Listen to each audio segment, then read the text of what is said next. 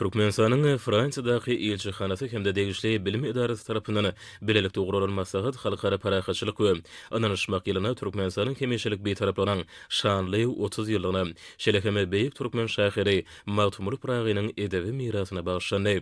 Almy amal maksadyň işini Türkmenistanyň hemde Fransiýanyň diplomatik almy hemde medeni toparlarynyň wekilleri, Fransuz almy merkezleriniň, akademik idaralarynyň hemde jemgyýetçilik gurumlarynyň wekilleri, şeleheme Türkmenistanyň Alymlary Akademiýasynyň Magtymur adynaky Dili Edebiýat we Milli Golyazmalary institutynyň alymlary gatnaşdylar.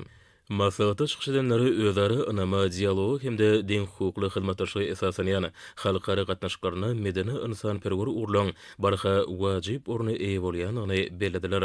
Şu nokta nazardan Türkmenistan Birleşen Milletler Guramasynyň baş assambleýasy tarapyndan ikrar edilen hemişelik beýtaraplyk syýasatyny ýygydarly durmuşa geçirýär.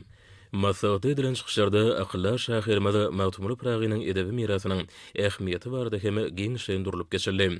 Şunu şahyryň döredijigine Fransuz alymlarynyň gyzyklanmasynyň şuňgur kökleri eýdigi.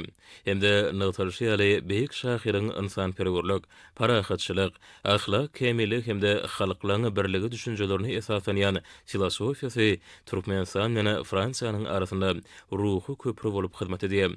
Hemde medeniýetary dialogu ösdürýär. Mundan başga çykyş edenleri Türkmenistanyň Fransiýanyň Merkezi Aziýadaky esasy hyzmatdaşydygyny hemde onuň hemişelik beýtaraplyk syýasatynyň sebitde durnuklygy üçin amatly şertleri döredýändigini belediler. Almy amal maksadyň şäherine Türkmenistanyň baý medeni mirasyna bagşlanan kitaplaryň sergisem guruldy.